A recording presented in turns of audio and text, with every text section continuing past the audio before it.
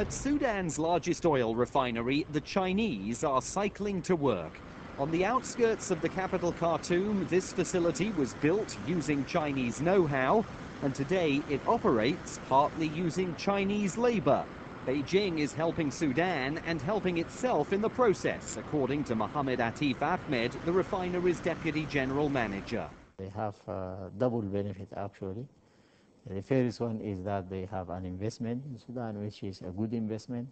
And the second is they have some oil which you can take to China. Beijing's voracious appetite for energy has brought Chinese investment to Sudan, along with Chinese restaurants in Khartoum that cater for the investors. They come from across Asia. The Malaysians and Indians are also contributing to an oil-led boom that is swelling Sudan's economy by 14% this year. Sudan's neighbors are in on the act as well. The Libyans are constructing the tallest building in Khartoum, a new 15-story hotel. It's wonderful, this oil. Fixes everything.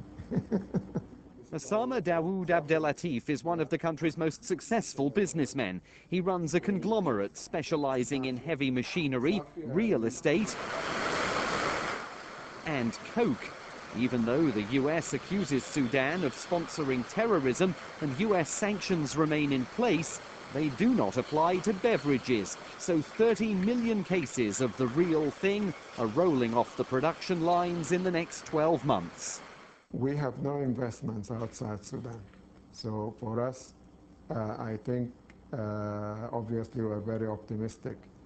We've had our ups and downs, throughout the last 30-odd years. But I think overall we're extremely optimistic, and we're very glad to be part of this boom. Not part of the boom, US investors. Washington's sanctions keep them out. But even some Sudanese who are building the new economy in Khartoum say it's a high-risk investment, and the US may not be missing out.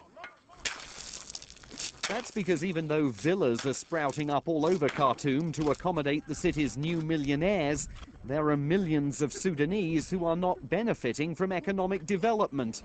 Khartoum's population is exploding as villagers abandon the country's farms and head to the cities, where poverty and squalor make Sudan one of the world's most unstable states.